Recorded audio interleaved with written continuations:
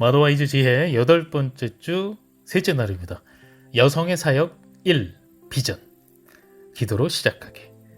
주님, 제 눈을 열어 주위 사람들의 필요를 보게 해주세요. 주님의 눈으로 사람들의 상처와 염려를 보게 해주세요. 제가 해야 할 일을 보여주시고 주님의 이름으로 섬길 수 있는 용기를 주세요.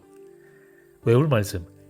그러므로 너희는 가서 모든 민족을 제자로 삼아 아버지와 아들과 성령의 이름으로 세례를 베풀고 내가 너희에게 분부한 모든 것을 가르쳐 지키게 하라. 볼지어다 내가 세상 끝날까지 너희와 항상 함께 있으리라 하시니라. 마태복음 28장 19, 20절. 이때를 위함이니. 우리 삶의 우선순위를 다시 한번 기억해보자. 우리는 지난 몇 주간 하나님과의 관계, 나 자신과의 관계, 남편과의 관계, 자녀와의 관계를 공부했다. 오늘 살펴볼 여성의 사역은 이 가운데 마지막 우선순위인 세상과의 관계에 해당한다.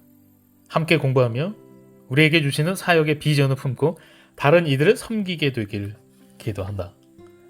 우리는 앞서 이 말씀을 에스더와 남편의 의사소통에 초점을 맞춰 공부했다. 이번에는 에스더와 세상과의 관계를 중심으로 이 말씀을 살펴보고자 한다. 에스더 1장부터 4장에는 어린 유대 소녀 에스더에 관한 소설 같은 이야기가 나온다. 하나님은 유대인들이 전멸될 위기 상황에서 에스더를 사용하셨다.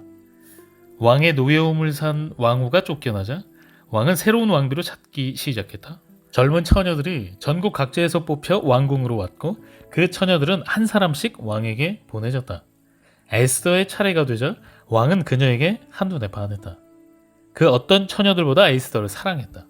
왕은 에스더의 머리에 왕관을 씌워주고 그녀를 왕비로 선포했다. 왕비가 된 지 얼마 있지 않아 끔찍한 조서가 선포되었다. 에스더 4장 13, 14절에 기록된 대로 에스더의 친척 모르드게는 에스더에게 경고하며 도전을 주었다. 위와 같은 생각을 해본 적이 있는가? 하나님은 하나님 나라의 목적을 위해 나를 특정한 상황에 두셨다. 그리스도인이라면 우리 삶에는 하나님의 위대한 계획을 이루기 위한 분명한 목적이 있다. 바로 모든 사람을 하나님께로 데려가는 것이다. 죽음을 각오하고 왕에게 나아갔던 에스더처럼 우리에게도 어떠한 대가를 치러야 하는 상황이 온다면 지금 우리가 있는 그 자리가 이때를 위함인지 누가 알겠는가? 정결한 그릇. 우리는 예수님의 생명을 담고 있는 이 땅의 그릇이다. 그러므로 예수님이 우리를 통해 상처 입은 세상을 돌보실 수 있다. 주님의 생명을 담은 그릇은 귀한 그릇이다. 거룩하며 주인이 잘 사용하실 수 있도록 선한 일을 위해 준비되어야 한다. 거룩하다라는 단어는 구별되다는 뜻이다. 바울은 디모데후서 2장에서 그리스도의 군사가 갖는 특징에 대해 말씀하고 있다. 여유가 있을 때 2장 전체를 읽으며 주인이 쓰시기에 합당한 그릇이 된다는 것이 어떤 의미인지 더 깊은 통찰을 얻기 바란다. 우리는 말다툼을 하지 말고 망령되고 헛된 말을 하지 말아야 한다. 귀한 그릇이 되기 위해서는 우리의 혀를 정결하게 해야 한다. 예수님이 가장 무섭게 책망하신 대상은 창녀나 세리들이 아니었다. 누구보다 내면의 정결함이 필요했던 당시의 성직자들이었다. 개인적인 고백을 하나 하고 싶다. 내가 다른 이들을 섬기는 일보다 하나님의 얼굴을 구하는 일에 초점을 맞추면 예외 없이 내 삶에서 지은 죄를 회개하게 된다는 것이다. 내 죄를 고백하고 정결해지면 하나님을 따르고자 하는 갈망이 생긴다. 기도와 성경 공부를 통해 그분의 임재를 느끼고 그분의 생명을 마시면 마실수록 내가 섬길 수 있는 일들이 얼마나 많은지 깨닫게 된다. 예수님의 가르침은 오늘날 미디어가 전파하는 내용과는 정반대다. 예수님은 성공하기를 원한다면 섬겨야 한다고 말씀하신다. 예수님은 그 당시 종들이 했던 가장 천한 일을 직접 하셨다. 제자들의 더러운 발을 몸소 씻어주셨고 수건으로 정성스럽게 닦아주셨다. 발을 깨끗이 씻어주시면서 정결함의 의미를 상징적으로 보여주셨다. 자기 자신을 겸손히 낮추셨다. 우리는 가끔 낮고 천한 일을 해야 하는 상황에 부딪힌다. 선택은 우리 몫이다. 종과 같은 겸손한 마음으로 자신을 낮출 것인가? 아니면 나의 권리를 주장하며 자신을 높일 것인가? 이 말씀을 읽으며 특별히 교회 봉사와 관련해서 생각해보자.